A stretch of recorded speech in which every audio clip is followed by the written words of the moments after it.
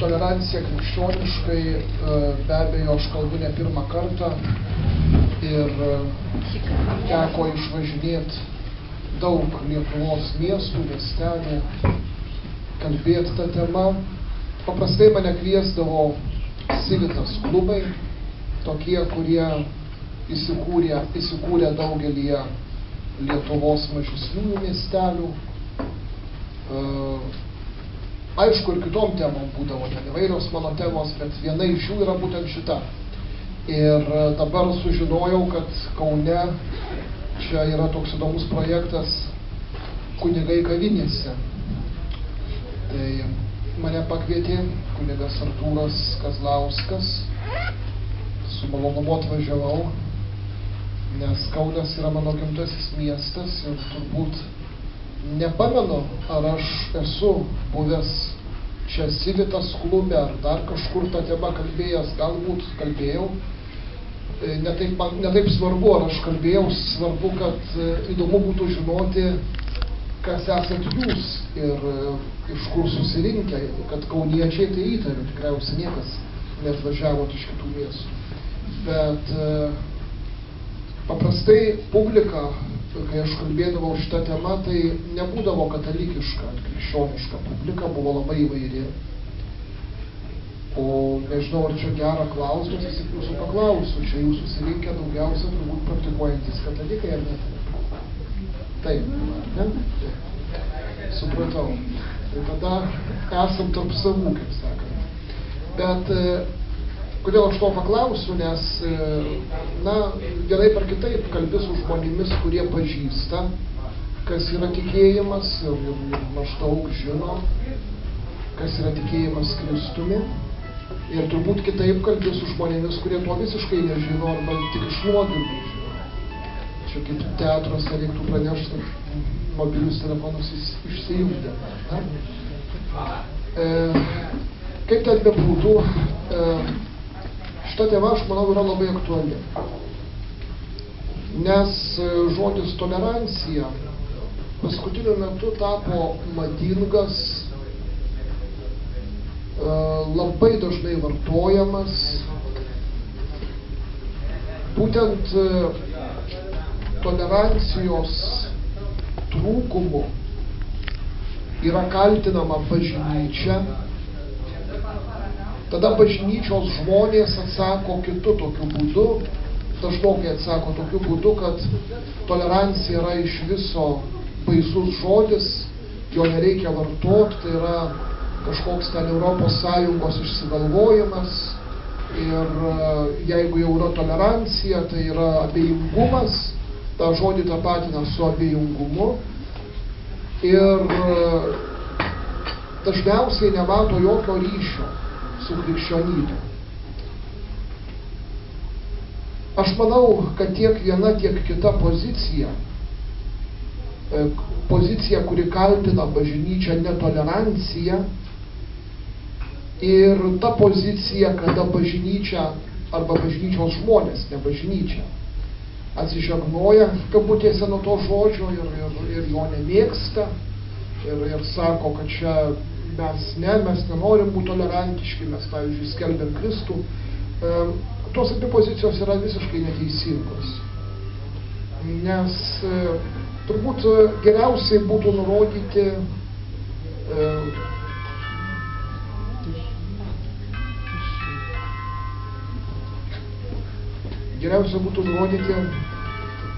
Josefo Ratzingerio knygą, kuri dėja lietuviškai nėra išversta, bet jinai pasiekiama ir vokiečių, ir anglų, ir rusų kalbomis. Tai yra Tiesa ir tolerancija. Knygą šitą parašė popiežius emeritas, parašė senokai, jis dar nebuvo popiežiumi, kai jis parašė tą knygą, kaip žinot, popiežius Benediktas, jis yra vienas žymiausių turbūt, jeigu ne pats žymiausias 20 amžiaus teologų ir iš viso 20 ar 21 amžiaus intelektualų. Josefas Ratzingeris. Buvęs popiežius Benediktas XVI. Tiesa ir tolerancija.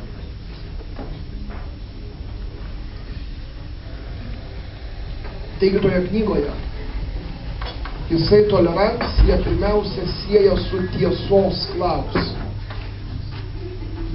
O ką tai reiškia? Tai reiškia vieną dalyką. Mes negalim kalbėti apie jokią toleranciją, jeigu mes neieškom tiesos. Pirmas dalykas, jei neieškom tiesos. Arba iš viso netikim jokia tiesa. Esam relativistai. Ką reiškia relativistas?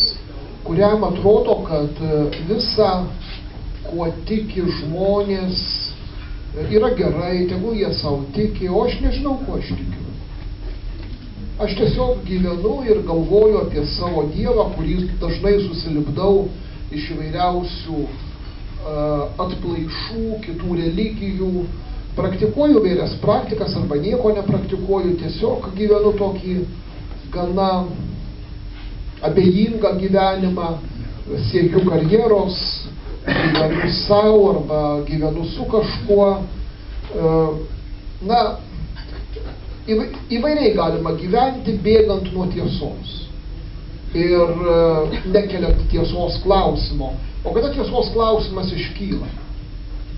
Jeigu taip pasižiūrėtume, jis iškyla tada, kada mums tampa aštrus, tikrai aštrus egzistencinis klausimas.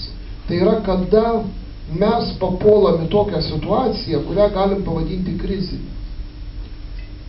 Pavyzdžiui, susiduriam su artimo žmogaus mirtimi. Pavyzdžiui, nutrūksta bičiulystės arba meilės ryšys. Pavyzdžiui, susirgam sunkia liga.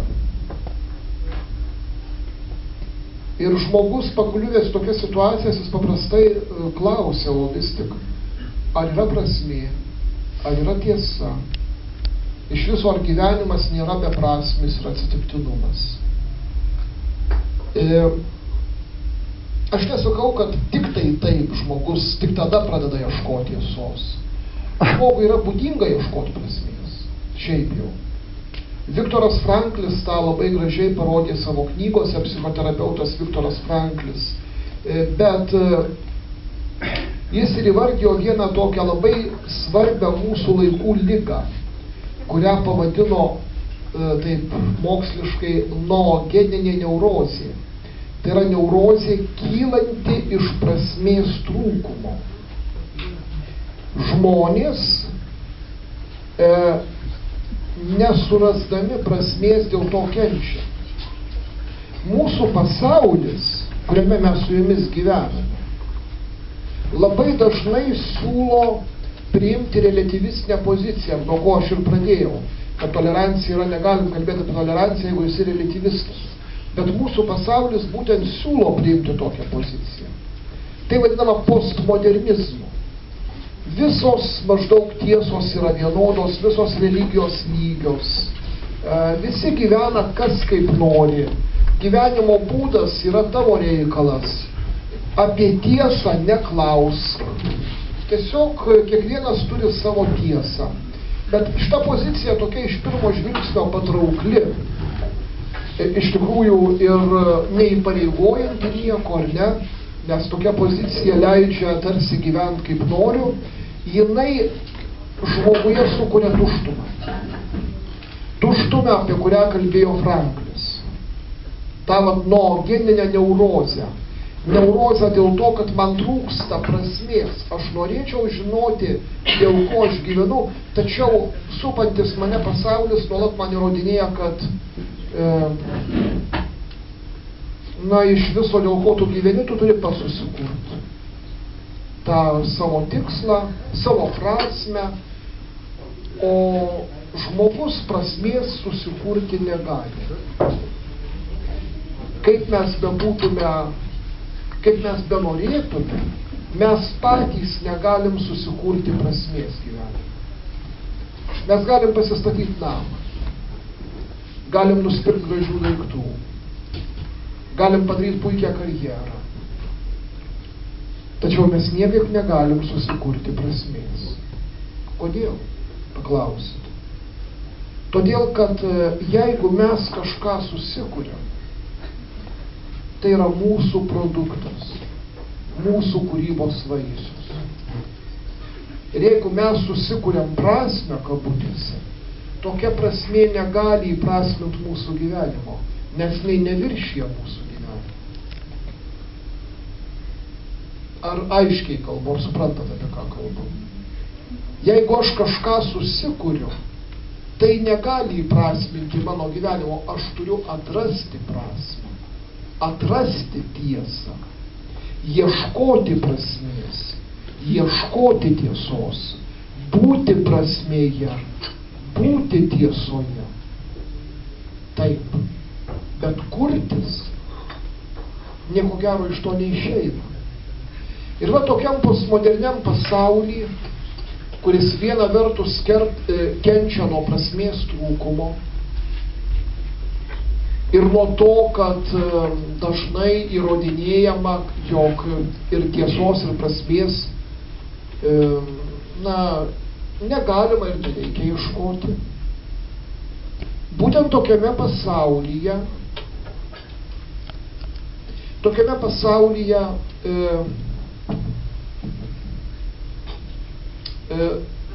žodis tolerancija tampa labai madingas. Ir iš tikrųjų jisai pradedamas vartoti labai, kaip čia pasakyti, nekorektiškai turbūt. Nes šis žodis gimė seniai. Jam yra turbūt 250 metų, jeigu nedaugiau. Bijau dabar suklyst. Tai nėra 20 amžiaus žodis. Tas žodis gimė visai kitoje aplinkoje. Žodis tolerancija gimė tokioje aplinkoje, kada daug žmonių tikėjo kažkuo labai apibrėžtu, ar ne? Labai apibrėžtu, kažkokį savo tikėjimą turėjo, pavyzdžiui, katalikišką tikėjimą. Ir turėjo pakęsti šalia esančius kitokius žmones.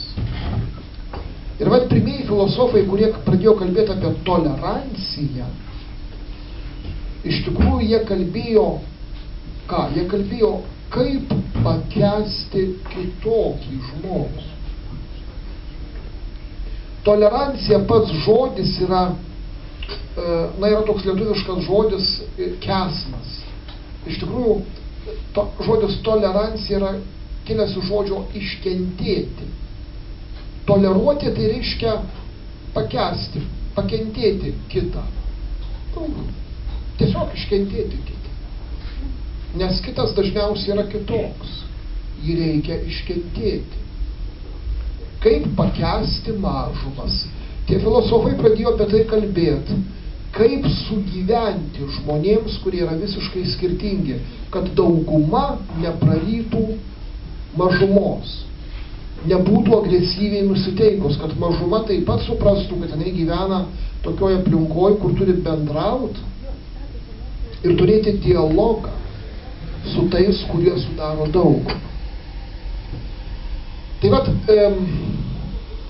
čia nėra tiek laiko, kad aš pasakočiau, kaip apšvietos amžius galiausiai suformavo liberalias nuostatas, kaip paskui atsiranda modernizmas, kaip modernizmas išsigimsta įvairiom diktatūrom ir kaip galiausiai po antro pasaulinio karo formuojasi ta postmodernistinė pozicija, kurioje mes su jumis iki šiol gyvenam, kada visos tiesos paskelbiamos lygiomis, nėra paskelbta tai kažkur oficialiai, bet iš visos, sakysim, esamos ideologijos, pradedant netgi tam tikrą prasme žmogaus teisių deklaracija, bet tai yra normalus dalykas žmogaus teisių deklaracija, aš jokių būdų ne prieš ją. Bet baigiant įvairiom ES direktyvom, yra įtaigojama viena mintis, kad visa, kuo žmonės gyvena, yra visa vienodai vertinga. Ir vat šitam kontekste žodis tolerancija pradeda reikšti ką kitą. Neiškęsti kitokį žmogų, nepakęsti ir galiausiai nesugyventi su juo, nekalbėti su juo, bet palikti jį savieigai, tegul gyvena kaip nori. Iš tikrųjų, daugeliu atveju tolerancija tampa abejingumo sinonimu. Ir kaip abejingumas tai yra tikrai labai antikrikščioniškas dalykas. Nors dar kartą sakau, tolerancija tikrai nėra abejingumas, aš prie to dar grįšiu. Bet tam, kad suprastume, apie ką aš kalbu, pirmiausia turiu pasakyti, kad labai dažnai mes skaitom, ypač tie, kurie domimės sociologiniais tyrimais, kad Lietuva yra labai netolerantiška šalis ir kad, tarkim, Skandinavijos šalys yra labai tolerantiškos ir remiamasi sociologiniam apklausom įvairiausiom, kur rodoma atsakymai į klausimus,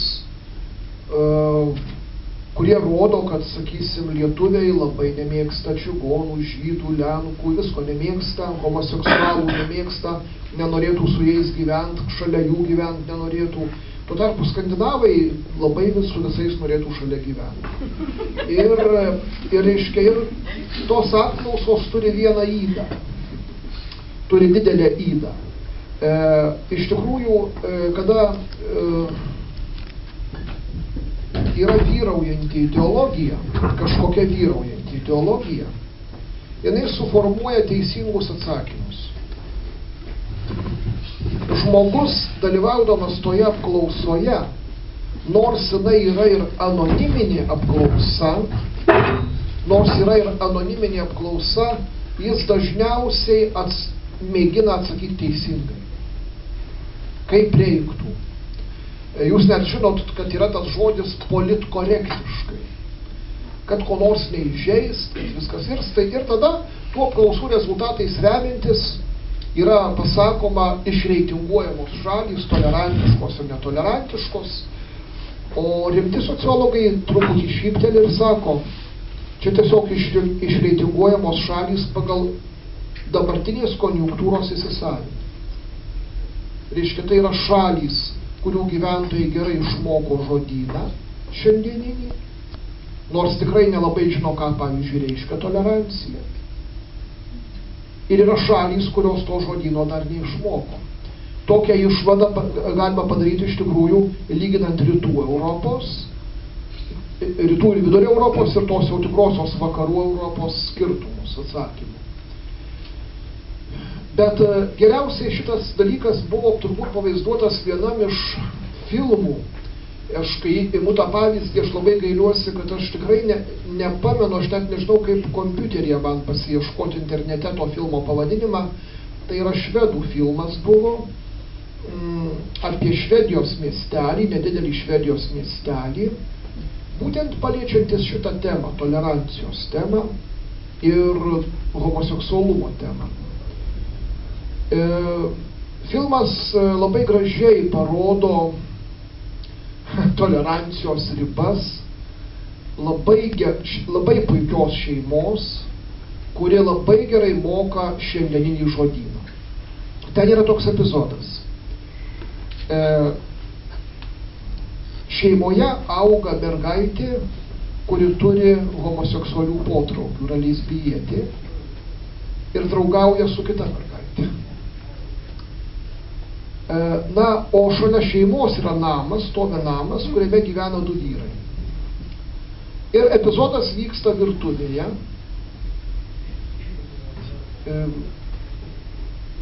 Jaunesnysis sūnus, tai mergaitė jau 16 ar 17 metų, jau paauglė, kaip reikiant paauglė, o sūnui 12 metų. Ir sūnus mamos klausė. Sako, mama, kaip čia yra, šalia mūsų gyvena du vyrai name Mes tai, vat, tu su tėčiu gyveni, mes esam šeima, o kas sako, jie yra? Jie vaikšto susikabinę už rankų, apsikabinę, bučiuojasi, sako, čia, sako, taip, nu, taip ir turi būti. Kartais, jo, sako mama, taip ir turi būti, yra tokių žmonių, yra va, tokių vyrų, kurie myli vienas kitą ir jie lygiai tokia pati šeima kaip ir mes. Ir jų iš viso negalima niekaip ten nei pajuokti. Čia yra, vat, jinai dėsto tą šiandieninės tolerancijos abėcėlę savo vaikui. Bet tas vaikas staiga sako, mama, o tu žinai, kad mūsų Deizė, atrodo, ten yra vat tokia kaip tie vyrai. Ir staiga ta mama, plaudama lėkštas, jas išmeta ant grindų, lėkštės sudūžta. Jis sako, ką tu pasakėjai? Nu, sako, nieko, sako, aš pasakiau, kad nei tokia, jinai draugauja su mergina ir bučiuojasi. Ir tada prasideda pragaras tuose namuose. Pragaras pirmiausiai tai mergaitė. Nes tolerancija, pasirodo, pasibaigia tada, kai paliečia tave asmeniškai.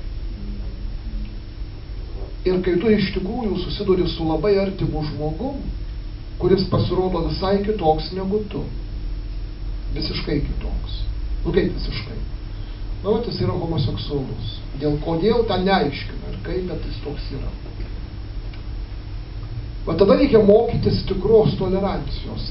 Ir kas yra tikra tolerancija? Dabar mes pagaliau prieinam prie to klausimo, apie kurį aš jau užsiminiau, kad tolerancija, pirminė jos reikšmė yra iškentėti kitokį žmogų. Pirmas dalykas. Ir jeigu jau taip imti iš esmės, tai tolerancija yra krikščionybės vaikas. Nes kažkada aš parašiau tokį tekstą, man regis jis buvo spausdintas Kelionėje, Kelionės žurnale, Kelionė su Bernardinais ir Bernardinai LT, gal žinau tokį žurnalą. Tai senokai buvo tas tekstas. Aš parašiau tekstą, kuris vadinosi Odė beprotiškai tolerantiškam Dievui. Nes iš tikrųjų, kuo mes tikim, krikščionys? Jeigu taip prisiminsim tikėjimo pagrindus. Mes tikim, kad Dievas tapo žmogumi, vienu iš mūsų. Dar daugiau. Jisai mus ne tik pakentė, jis mus mylėjo.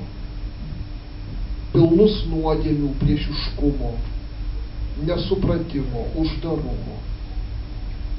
Dar daugiau. Dievas gyvendamas žemėje, kaip jisai elgėsi. Jis žinoma skelbė tiesą. Čia reikia labai gerai žinot, kad jis skelbė gyvenimo tiesą, bet tik meilę. Kur Jėzaus gyvenime apsireiškė tolerancija, tai ką mes turėtume vadinti tolerancija ir šiandien? Na, jeigu jūs krikščionys pasakykit, kur? Pakentė savo tos apaštalus. O čia irgi teisingai taip. Čia yra pats tikriausias dalykas, pakęsti artimiausius. O dar? Elgesyje gal su sergančiais, su raupsuotais, su elgeta. Labai teisingai sako, su raupsuotaisiais. Kas buvo raupsuotieji? Tai ne šiaip savo ligonis. Tai buvo atstumtieji. Tai buvo tie, kurie gyveno už žmonių miestų ribos. Savo klaikioj, uždaroj bendruomeniai skambindavo varpeliu, kad niekas nepriartėtų prie jų. Aišku, galima tai sakyti dėl higienos, dėl to, kad neužsikrėstų, bet ir dėl to, kad, kaip jūs žinote, galbūt žinote, Senajame testamente raupsai buvo siejami su nuodėme, su prakeikimu. Ir jie buvo kaip prakeikti, ir Jėzus ėjo pas juos ir lietė juos, ir gydė juos. Kad aišku nevartume, tai turbūt jūs kažkas labai teisingai pasakėt. Jis buvo kiekvienam žingsnį tolerancijos įsikūnimas. Jis ėjo pas kekščias, kalbėjo su samariete, kas žydam buvo uždrausta ir neįmanoma, padėjo pagonims, kurie jį kreipėsi, pas muitininkų. Vienas apaštalas yra muitininkas. Mes kartais ne visai žinom, ką reiškia muitininkas tais laikais. Mes gyvenam kitais laikais ir muitininkas mums natūraliai asocijuojasi su tam tikrų valstybės pareigūnų. Tačiau jeigu taip jau griežtai kalbėti, kas buvo muitininkai tais laikais, tai buvo mafija. Jie formaliai tarnavo romėnų valdžiai. Tai pirmiausia, jie buvo išdavikai. Jie buvo išdavikai ir juos žydai tokiais laikė, nes jie rinko mokesčius. Jie rinko mokesčius Ciesoriui. Antra, kodėl aš sakau, jie buvo mafija. Jie pasirinkdavo ir savo mokesčių. Ir pasirinkdavo taip, kad buvo labai turtingi. Jūs atsimenat Evangelijos epizodą, kada Jėzus ateina pas vieną muitininką, kuris tiek sukrėstas to, kad Jėzus pas jį atėjo, ten iškėlė balių, o beje, Jėzus labai mėgdavo balius. Sėdėdavo su visais, su kuo tik jis nesėdėjo. Jį vadino vyno mėsos rėjikų ir vyno gėrikų. Su muitininkais sėdėjo. Fariziems tai buvo kažkoks visiškas baisumas, absurdas.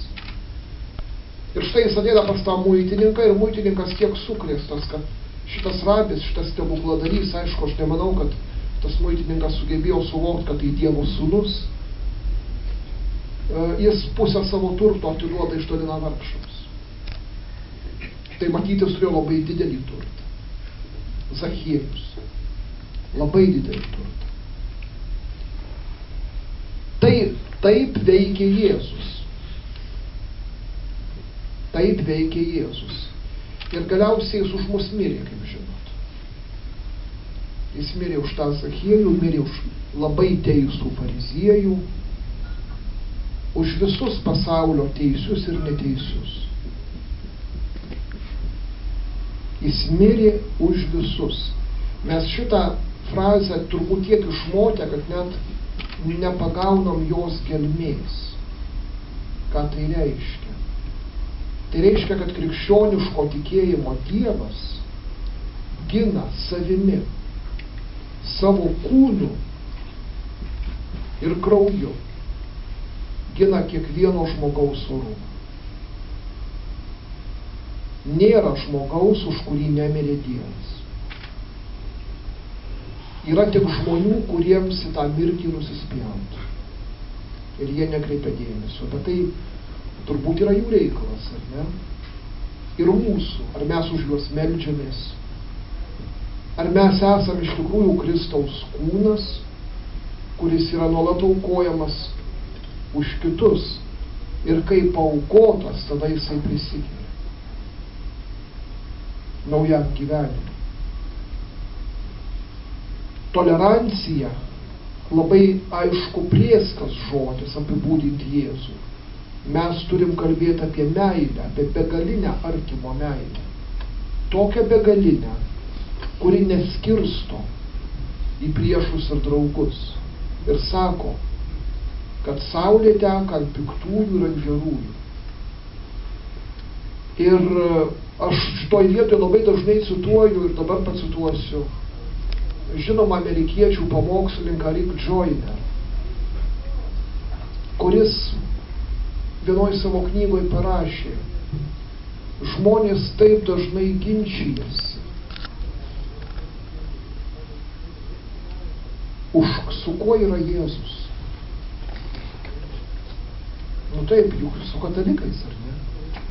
Mes patys teisiausi. O jeigu jūs paklaustumėt kokio nors protestanto, jis skaitų, kad tikrai Jėzus yra su jais.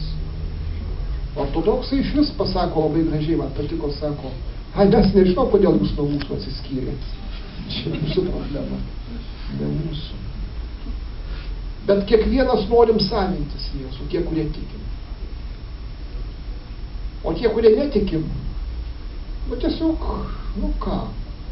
Jėzus yra vienas iš mokytojų. Tai su kuo yra Jėzus, už ką yra Jėzus? O gal jis vienas iš mokytojų, kurių tiek daug buvo ir kuriuos dabar nauji religiniai judėjimai pristato kaip lygius, visus lygius. Ir Rikas Joyneris atsako, tokio klausimo negali būti. Jėzus yra su kiekvienu ir už kiekvienu. Su kiekvienu ir už kiekvienu. Nes kiekvienas žmogus yra Dievo tiesa. Kiekvienas iš jūsų čia sėdinčių yra didžioji Dievo tiesa. Kodėl aš taip sakau? Todėl, kad kiekvienas iš mūsų esam sukurti Dievo, atpirkti Dievo ir paleisti į šitą pasaulį tam tikrai misijai. Mes unikalūs esam kiekvienas. Sako, mes esam panašūs į Dievą, bet jeigu pasižiūrėsime kiekvieną iš mūsų, mes sunkiai pasakysime, tai kaipgi tas Dievas atrodo, nes mes labai skirtingi. Tačiau kiekvienas esam pašauktas į šventumą. Net ir tas, kuris atsisako ir nežino to. Dievas sukuria žmogų kaip savo tiesą. Jonas Paulius apie tai labai gražiai sakė, kada jo klausė, tai kiek yra kelių į Dievą? Tas madingas relativizmo pasakymas. Labai daug yra kelių į Dievą. Ir Jonas Paulius patvirtino, taip, yra labai daug kelių į Dievą. Tiek, kiek žmonių žemėje yra. Tiek yra kelių į Dievą. Mes esam bažnyčia. Tačiau ne vienodų žmonių sankaupa, ne armija, išsisluoksniavus rangais, o žmonės sujungti ypatingų būdų, tarsi ląstelės, tarsi pirmiausia kaip asmenys, duodami vieni kitiems, sujungti tam, kad galėtume augti meilėje. Todėl mes esame bažnyčia. Mes esam ne kažkokie tai palaidi vienetai, ar ne? Mes esam Kristuje, esam jo nuotaka, jo kūnas, kaip jau sakiau. Todėl mes ir esam bažnyčia. Mes būdami kiekvienas bažnyčia esam unikalūs. Ir nors mūsų jungia bendras tikėjimas, kiekvieno iš mūsų tikėjimas yra labai asmeniškas ir unikalus. Jeigu mes tik kartojam kažkokias išgirstas frazes ir gerai žinom atsakymus į klausimą, kas yra trejybė, tai aš nežinau, ar mes tikintys. Mes tikintys tada, kai mums tos frazės tampa gyvenimu, įsikūnija mūsų gyvenimuose, kai mes tikriname, kai abejojame, kai vėl tikime. Ir kai ne tai, kad abejojame, taip šiandien tikiu, rytoj netikiu, bet ieškome tiesos. Niekada nepasakome viskas, aš jau žinau tiesą, aš jau atėjau iki taško. Nu, jeigu tu žinai tiesą esi, tai tau šiaip jau žemėje nėra ko veikti daugiau. Dangui reikia jau į dangų keliauti, jau tiesą žinai, viskas.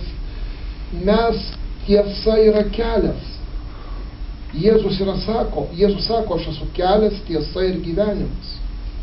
Įsiklausykim, kelias, tiesa ir gyvenimas. Ne tiesa, kurią reikia išmokti, bet tiesa, kurioje reikia būti.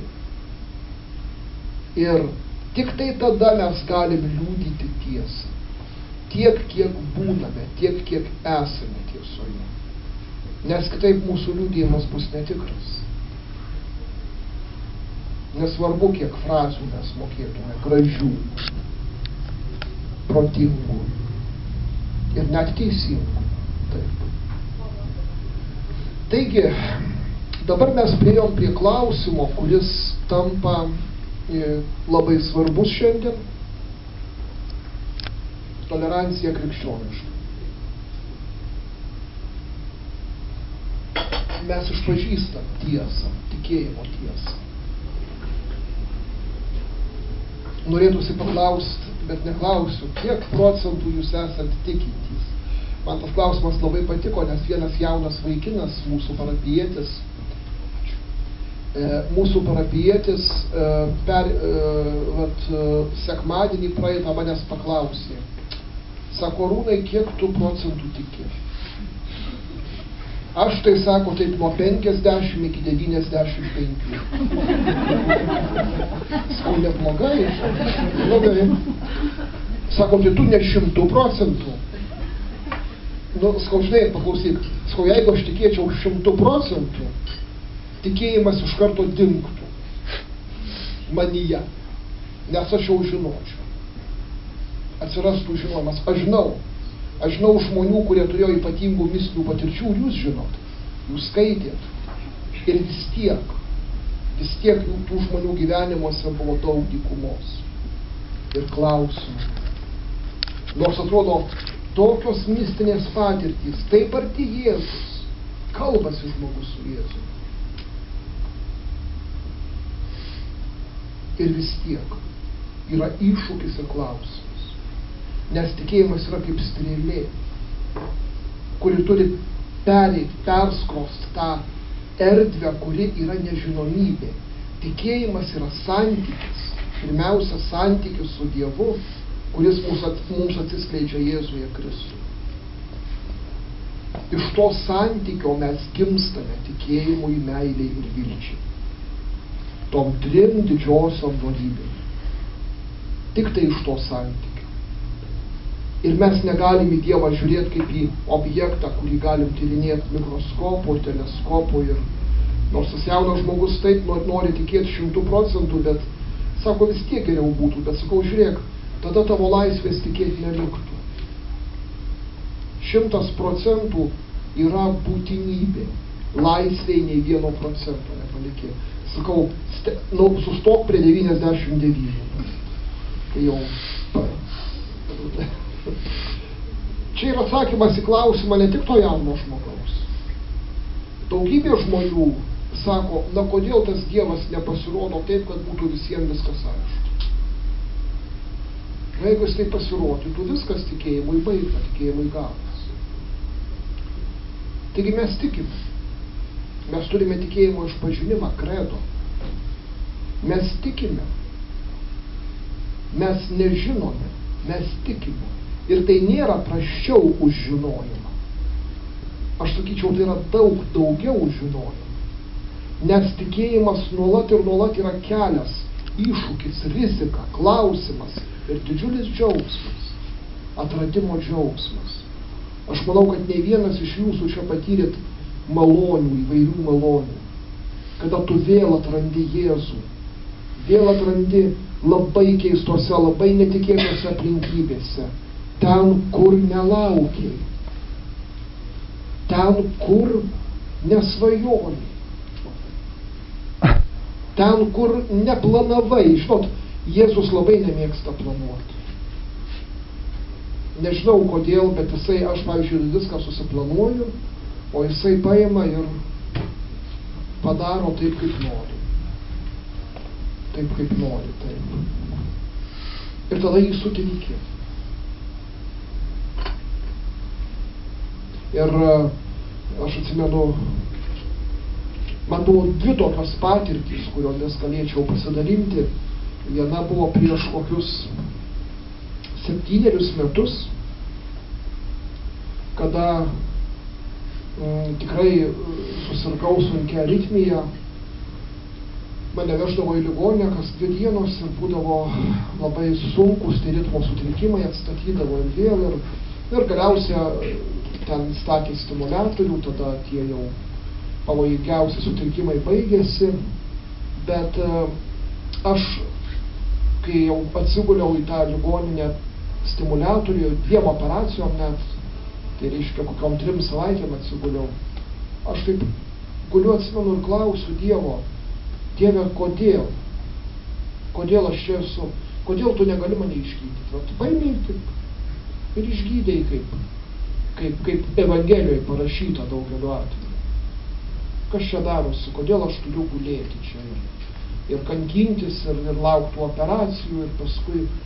Ir žinot, kaip pas mane pradėjo eiti žmonės, daug žmonių, atėjo įvairūs mano draugai, aš supratau, kad Dievas per tai man atskleidė bičiulystės slėpinį, kiek žmonių yra šalia manęs, kiek žmonių myli mane, kiek palaiko maldoj, kiek tiesiog palaiko, tiesiog ateina, tiesiog būna su manim. Aš niekada to nepatirčiau, jeigu nebūčiau taip susirgęs.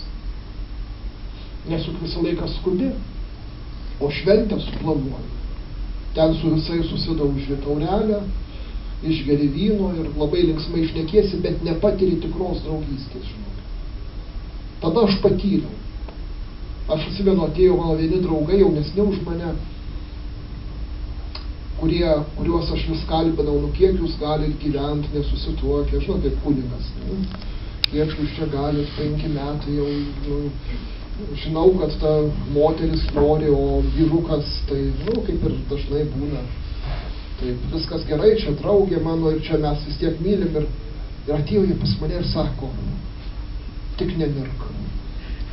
Jeigu išeisi iš ligoninės, prižadam iš karto tuokėmės. O sakau, dabar tikrai nemirsiu. Išėjau su tokiu, viskas tvarkoj, dabar 2 vaikus turiu. Tai čia juokas, bet iš tikrųjų tai buvo labai gražu.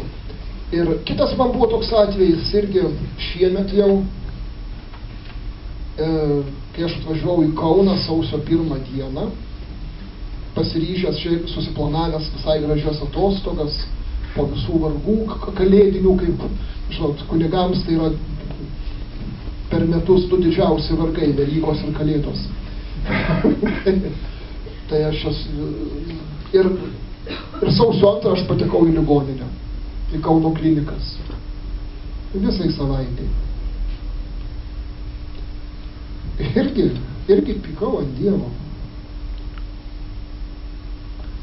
Ir kaip pykau, aš ten nesipykau kažkaip su juo, bet buvo viešpatė, tu ir duoti, žinai. Jau tiek nusivariau, tai kad pailsėčiau, tai dabar dar iškai ligoninę.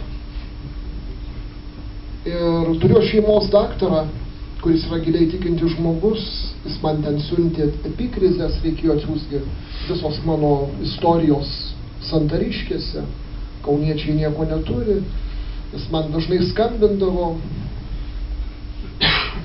ir sako, aš tai žinau, kodėl tu patekai į ligoninę. Sakau, tai kodėl?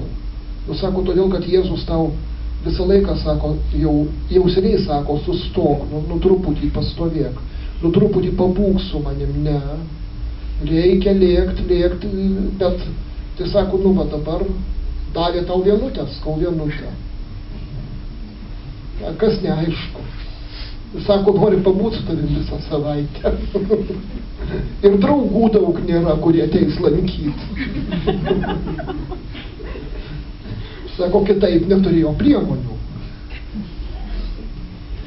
Galim iš to ir juoktis, bet tai yra didelės pamokos. Tai yra tikėjimo patirtys, kurios mus stiprina kelyje.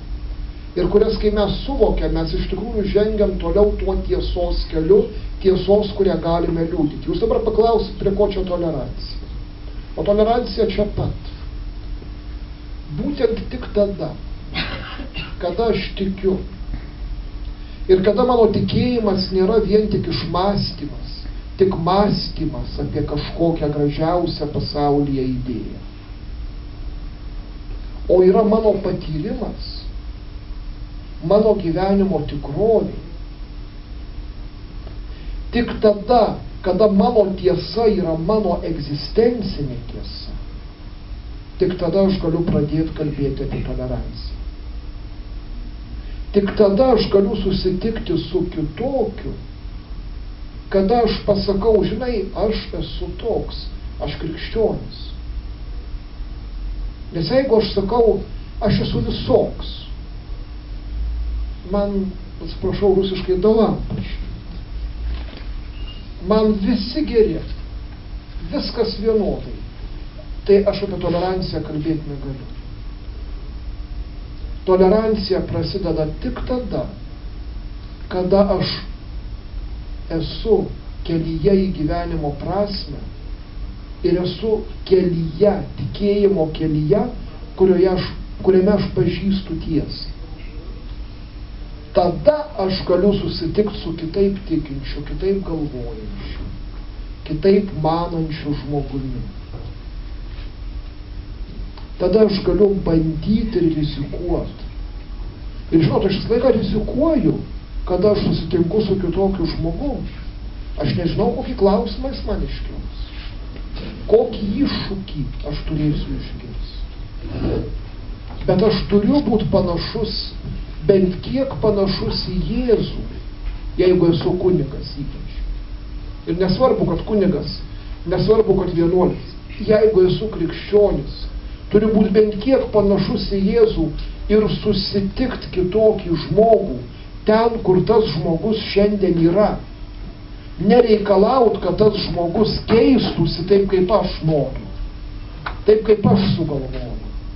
Mes krikščionys labai dažnai padarom vieną didžiulę baisę klaidą. Mes norim, kad žmonės pirmiau pasikeistų, tada mes juos mylėsim. O tada būsim tikrai tolerantiški.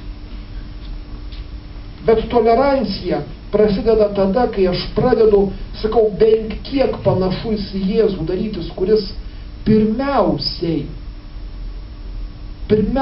mus pamilo, buvo mums tolerantiškas beprotiškai. Priėmė mus, įsivaizduoju, tokius, kokiais esam. Priimti tokį, kokie esi. Tada gali pasigirsti, tada gali prasidėti dialogas. Tada tu gali išgirsti kitą žmogų. Ir jis gali išgirsti tave, nes jis girdi, kad tu jį girdi. Anot popiežiaus Pauliaus VI, dialogas yra vienas iš meilės vardų. Jeigu nėra dialogo, nėra ir meilės.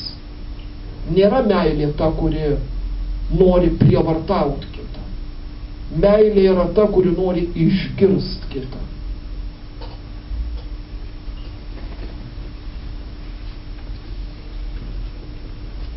Ir Biblijoje, būtent Jokūbo laiške yra labai gražiai pasakyta, kad sakai, ne? Tikrai Jokūbo laiške pasakyta, kad būkite greiti klausytis, o ne greiti kalbėtis. Greiti klausytis, ką tai reiškia? Išgirsti. Čia Dievas taip pat mums rodo pavyzdį. Ar jūs įsivaizduojat, kiek jis prisiklauso? Kokių, aš labai atsiprašau, kvailų maldų jis išgirsta. Ir dar po to mūsų pyktį, kad jis į tas maldas neatsako. Kai tuo tarpu gerai žino, ko mums reikia. Ir turi kantriai vest mus gyvenimo keliu, kad mes patys atpažintume tai. Ne kaip saldainiuką mums paduotų, kad mes patys atpažintume, o kokį man iš tikrųjų reikia. Labai, žinot, galim daug kartų kartuot, kad kiekvienas žmogus pašauktas į šventumą. Bet padėję ranką ant širdies pasakykim, ar tikrai kiekvienas trokštam šventumo? Tai yra Dievo valios mūsų gyvenimuose. Dažnai Dievo valia mus gąsdina, o gal jisai padarys ne taip, kaip aš noriu. Nes aš noriu šventumo, bet truputį Dieve padaryk taip, kaip aš noriu, o ne taip, kaip tu. Tolerancija tai yra sumažėjimas. Būti mažesniu nei kitas. Mes, pranciškonai, vadinami mažesniaisiais broliais, nežinau, kiek esame tokiais. Bet mes taip vadinami kodėl? Todėl, kad šventasis Pranciškus kažkada praktikavo tą mažumą prieš kiekvieną, su kuriuo susitikdavo. Tai yra pradžia. Kas yra tolerancija, jeigu taip jau su krikščioniškoj perspektyvoj būtent, jeigu labai trumpai pasakyti. Tai yra pirmas žingsnis į artimo meilę. Jeigu mes nepriimam kitokio žmogaus, mums uždrausta kalbėti apie meilę. Taip, kad krikščionys privalo būti tolerantiški. Tai yra tik pirmas žingsnis. Mes norim, kad visi pasikeistų iš karto, jie nepasikeis. Aš esu klausęs išpažinčių, aišku, įvairių žmonių. Viena iš skaudžiausių mano patirčių, kada vienas žmogus man sako, taip, aš esu homoseksualus. Ir kada aš tą išpažinau, kada aš bandžiau išpažinti kunigui, jisai atsistojo, trenkė klausyklos duris ir išėjo.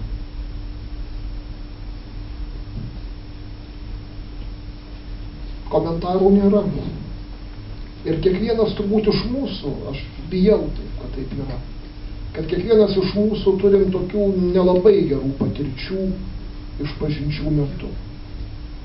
Kada buvom apibarti, apšaukti ir svarbiausia nesuprasti. Iš nesupratimo toks man įdomiausias pavyzdys, tai pasakojo vienas mano pažįstamas geras. Tikrą įvykį, ne anekdotą. Čia gal, paklausysit, net nežinau kaip apibūdinti. Sako, visą savaitę ruošiausi išpažinčiai. Tokiai labai stipriai, labai tikrai išpažinčiai.